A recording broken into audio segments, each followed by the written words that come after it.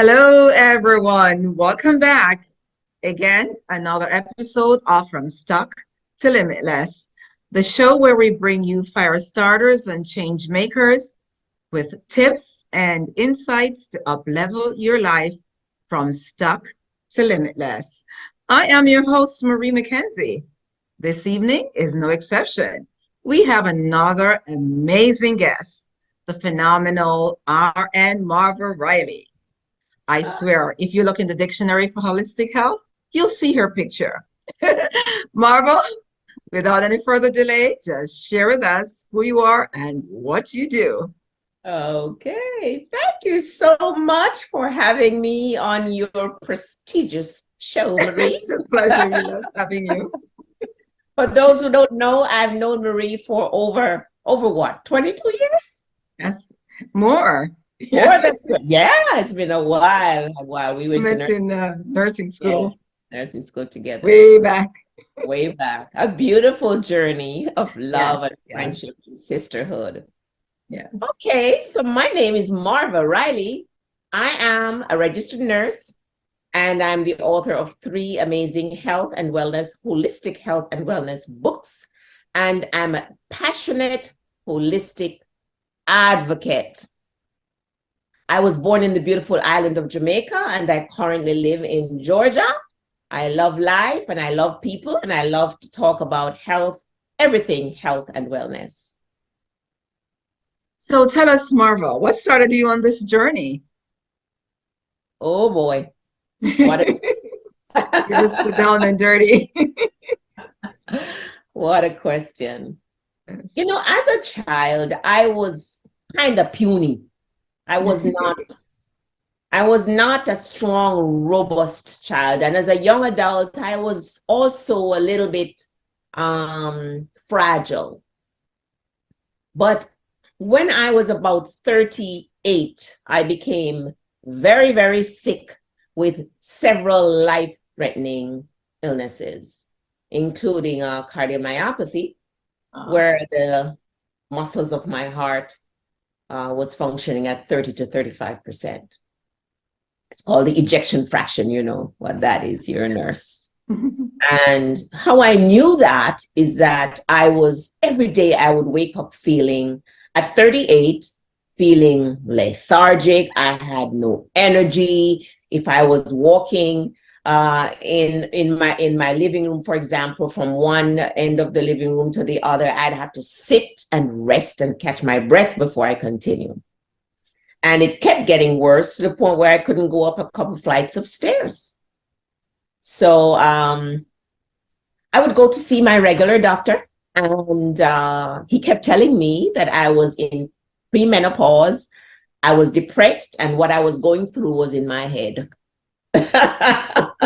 Been there.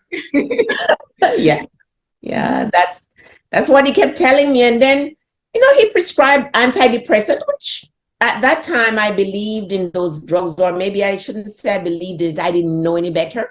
So I took it for a few months and I would feel better. And then I started feeling the same or worse.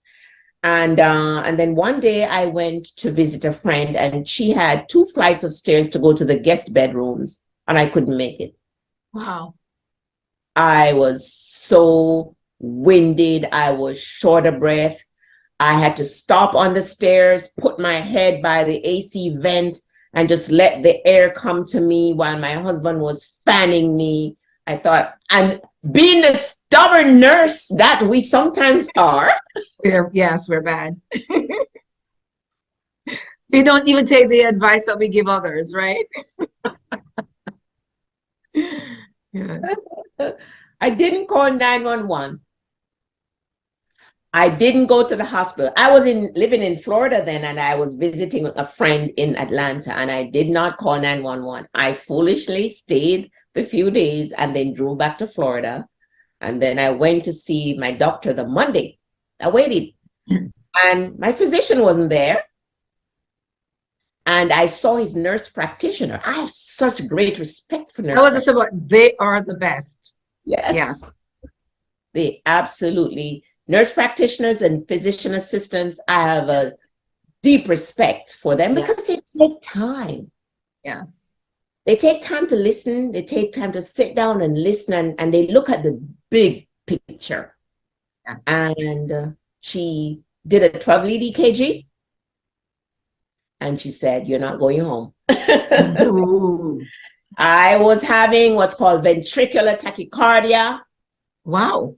And she sent me to see a cardiologist. He put me on drugs, and the drugs did not help. And it just got worse from then. And I end up with a procedure. And the long and short of it is that I realized that my situation was not unusual, and I needed to start advocating for other people that are sick and don't have a voice like you advocate for the voiceless, Marie. Right, right, right. Yes. So how has your journey been from there to where you are now? What did you change? How are the effects of the changes that you implemented? Yeah. So at that time, a senior nurse, I used to work in the recovery room at that time, and a senior nurse said to me, "You should see an electrophysiologist because the regular cardiologist was treating me as if the muscle of the heart was the problem." Mm. But they just kept increasing the drug dose and kept increasing the drug dose, and it wasn't helping me. The drug was bottoming out my blood pressure, but it wasn't help the irregular heartbeat, and I just wasn't feeling better. So she said, "You need to see an electrophysiologist." I listened to her. She was a senior nurse. She said, "Listen, I work with an EP guy. I can call him and see if he can see you now." So she called the EP guy, and he said, "Tell her to call me." And I called him, and he said, "Because you are such and such friend, I will see you tomorrow." So I went in to see him, and he said, "The doctor is treating you like as if it's the muscle of your heart that something is wrong with, but it's really the electrical part of your heart that's not Right, working right." right. So he said, "This is not uncommon for women your age." I was 38.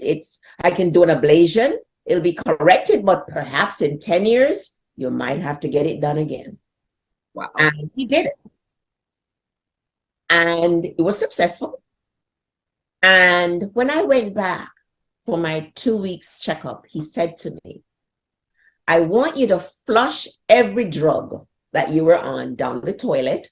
Best doctor. It's EP doctor, yes. Yes. He said, "I want you to change the way you eat and start eating healthily.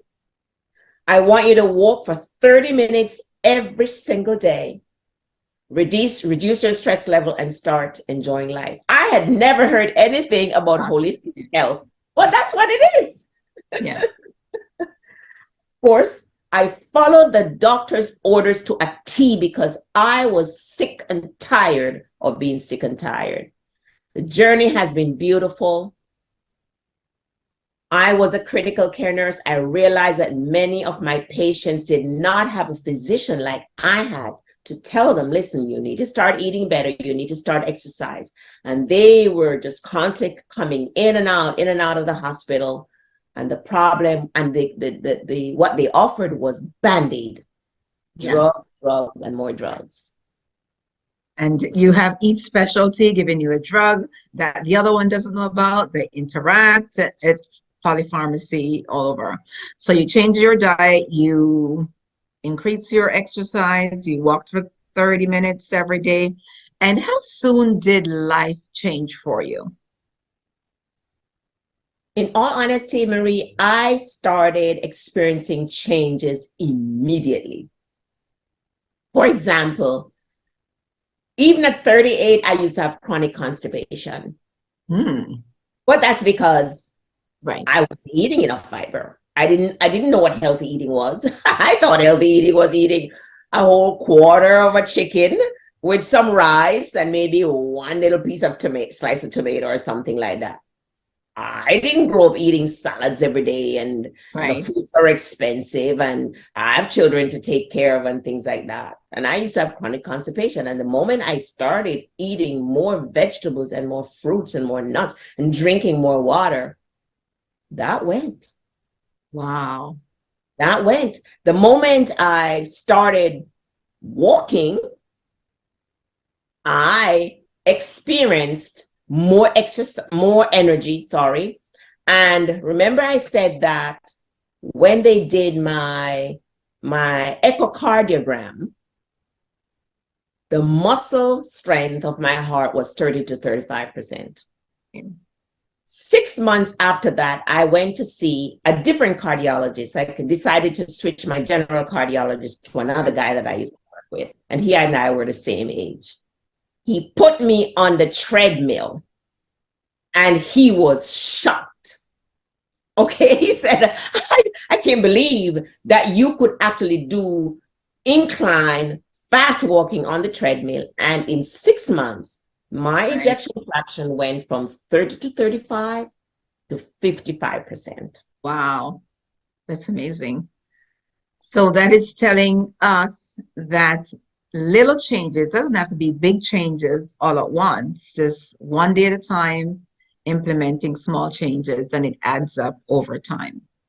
So what will you tell people who are like, I don't want to stop eating this, or I don't want to stop eating that, and that is too hard, or this is too, just tell them.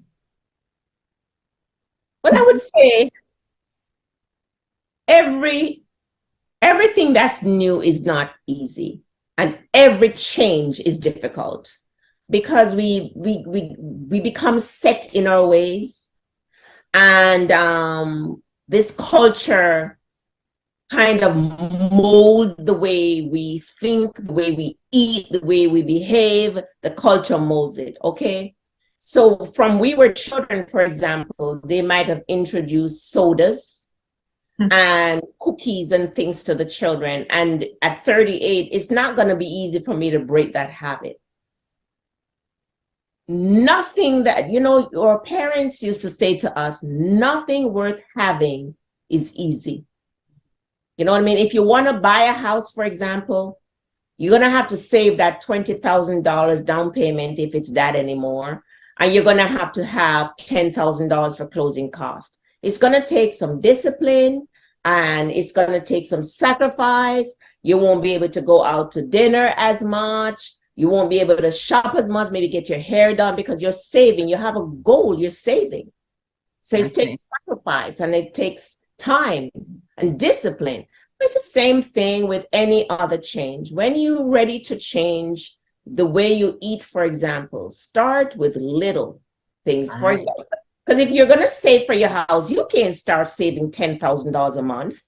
Right. You just can't because you have your this. Right. Mm-hmm. When you start changing the way you eat, just start making little changes and build up on it. And you'd be surprised to see how I know of people who say all they did was eliminate sodas and they were able to drop 12 pounds. Yes. Okay. Or all they did was stop eating at 6 o'clock instead of 8 o'clock. And their tummy started shrinking and they were able to sleep better. So never underestimate the power of small changes, because little steps become bigger steps, and before you know it, it'll be your normal lifestyle. Just need to be consistent. That's it. Committed and consistent. So changing your eating, some people think, oh, that's going to be too costly. I can't do that because I don't have the budget for it. Talk to them, sister, about eating healthy on a budget. That's such a powerful question, because I have a YouTube channel, and recently I uploaded a couple of videos with me going grocery shopping in my little city, which we don't have a Walmart right where I am, or even a Costco or one of those places. So my regular supermarket, which is not a cheap supermarket, okay. Mm-hmm. But oftentimes they put things on sale. So I did a couple of videos on my YouTube showing folks how you can buy healthy things. And one of the videos showed me coming home with several bags of healthy produce. And I paid $55 for it. So if you do a little planning, for example, like I am thinking that I might sign up for Costco because I see where my children are able to save a lot of money Mm-hmm. going to Costco to buy Savings. things in bulk. And I figure if I pay $120 per year for the membership, I could save quite a bit of money Yeah. buying a large olive oil, for example. I think it's But less than 100 though. it is, oh, because Yeah, I it is okay, okay. Because I think my son told me that he pays $120, so maybe some exclusive plan. I don't oh, know, you but must be on some elite plan or something. it could be that. But Yeah. I went to Costco with him when I was in Florida, and It's impressive, yeah. Those membership stores, there's Sam's, Costco, and there's another one. Yes, that's real huge savings. you can save. But even with my local supermarket, Right. once a week they put things on sale. They have these shopping carts, and say, for example, mushroom. I eat mushroom as often as I can I because love I it. am a big fan of Dr. Mark Furman, and he says eat mushroom every day if you can to help to prevent cancer. So any opportunity, Yeah. mushroom I is love mushroom. What I like about mushroom, sorry to interrupt, it's almost like you're eating meat. Yes, and you can get it to taste whatever way you want it to taste. And it's like eating meat. Yeah. it is 100%. Yeah. 100%. In fact, somebody asked me today on Instagram, how do you get that moldy smell and taste of mushroom? But I cook it like I would cook meat with some curry or some jerk Yeah, sauce anything. or onion and garlic and peppers. Yeah. I've never had a smell. Oh, No. no. Depends on how you cook. If you just steam it, because mushroom really, just steaming it, it has no flavor really. Just like meat has no flavor if you just Yeah, I steam do it. a lot of garlic and Oh, yeah. you Get gotta it? nice it up. Yes, gotta nice it up. So Yes.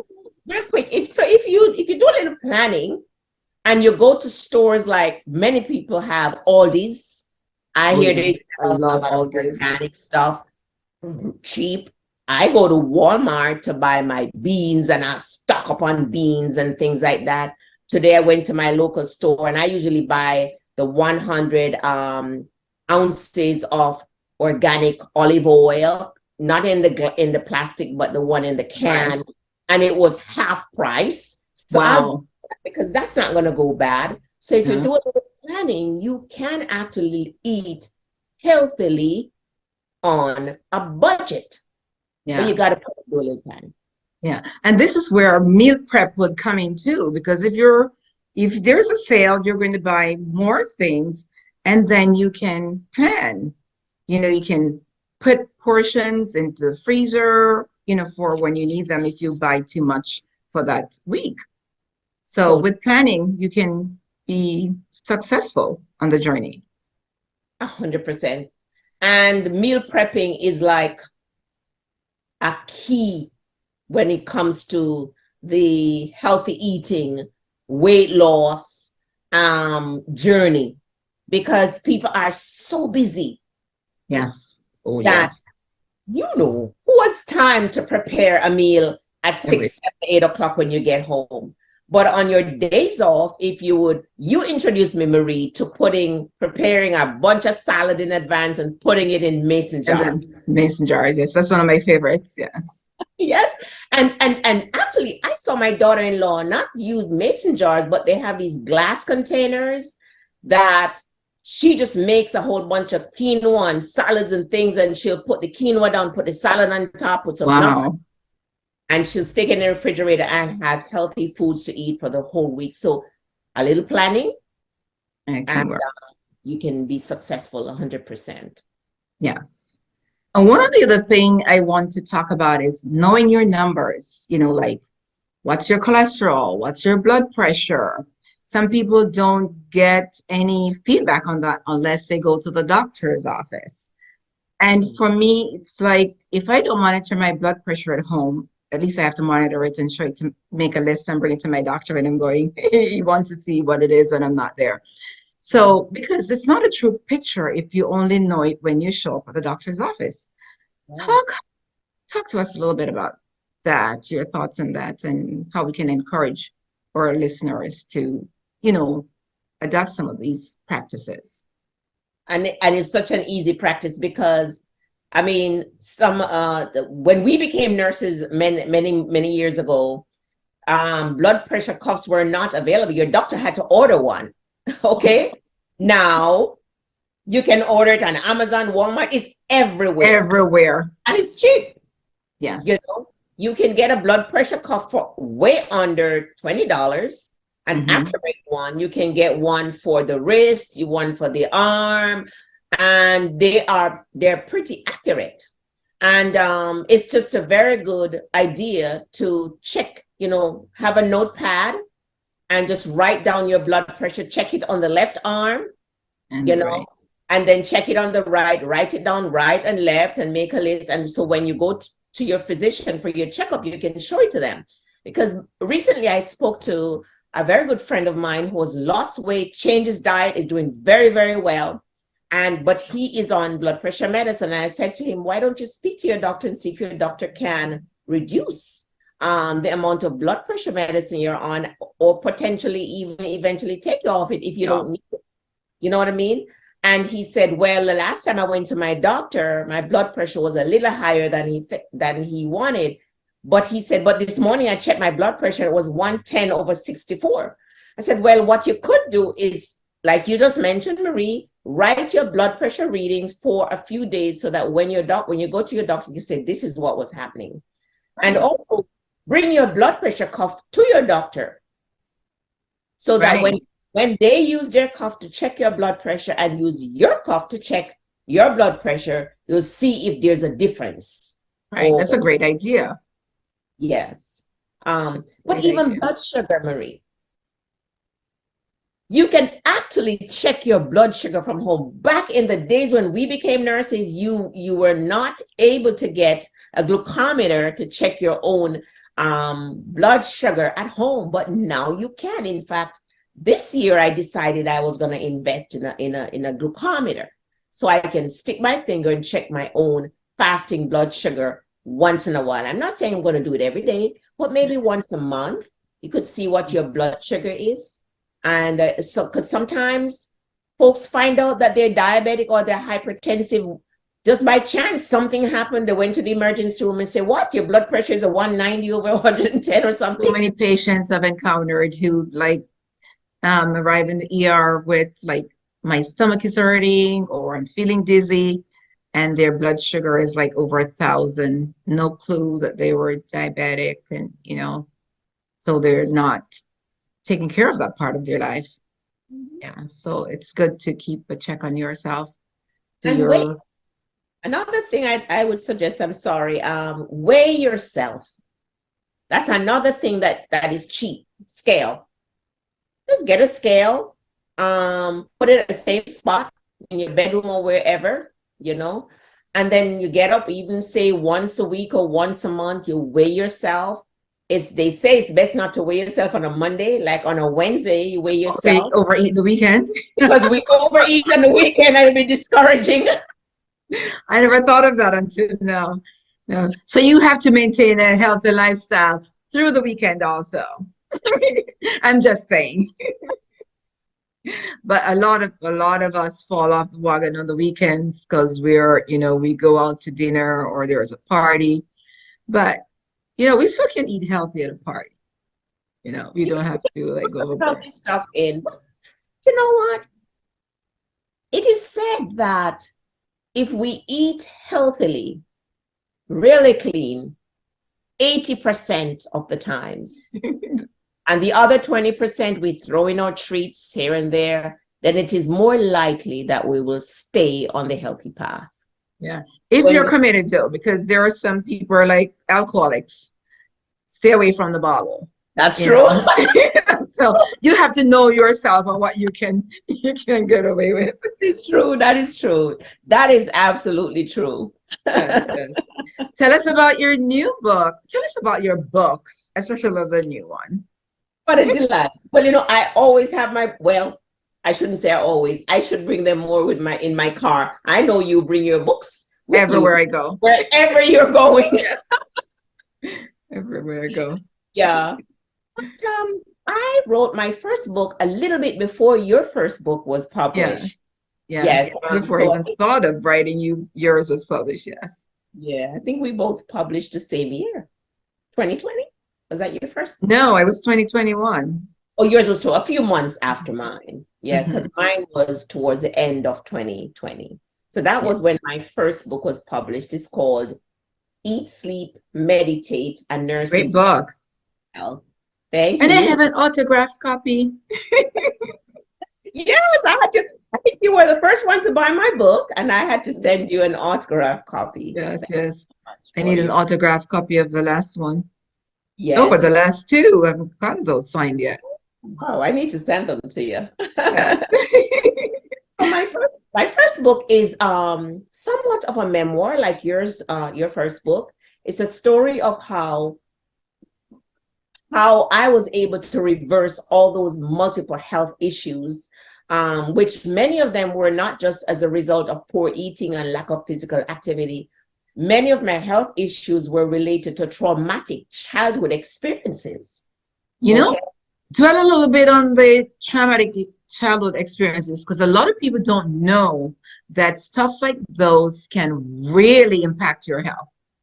If you don't mind, just say Absolutely. something about that. I'm so glad you mentioned that. Oh, of course, all our experiences, even before we were born, Yes. traumatic experiences that the mom might have gone through, dad might have gone through, or dad and mom went through together while the baby's in utero, can have really adverse effects on that person throughout their life. Yes. And the I had really bad childhood experiences because my dad was physically abusive. I was not raised by my biological parents. I was raised by my aunt and uncle. They didn't have children of their own, and they were physically, mentally, and emotionally abusive. Uh-uh. And then I got married at 19. I had a wonderful marriage. It ended, and that's all right. But for the most part, it was a good marriage. But I got married at 19, not necessarily because I was at a good mature age to be married. Probably because I wanted to get out of the house. You know what I mean? And I didn't realize that all that trauma that I went through were affecting me in adulthood until I went to see a non-traditional health practitioner who practiced a holistic treatment called NATE, where they use sound and tapping and stuff like that for healing. And that's what helped me a lot. But I shared all of that in my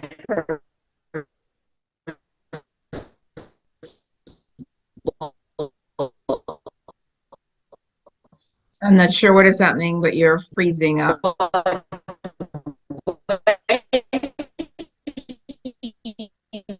was doing that of issues with my mom. Any better? Now it is. Okay, I'm sorry. I live No, in I don't know if it's you or it could be just technology. yeah, it's possible. And I live in a small town where sometimes the internet is a little bit, how technology is. But when I was going through nature, it came out that my traumatic experiences with my mom and with my dad, and the fact that they gave me away to be raised by my aunt and uncle, had adverse effects on me, because as an adult, not only was I experiencing heart disease, I was experiencing depression and anxiety. I had suicidal thoughts. I couldn't sleep, joint pain, and all those things. And you can actually manifest physical symptoms due to traumatic experiences. Yes.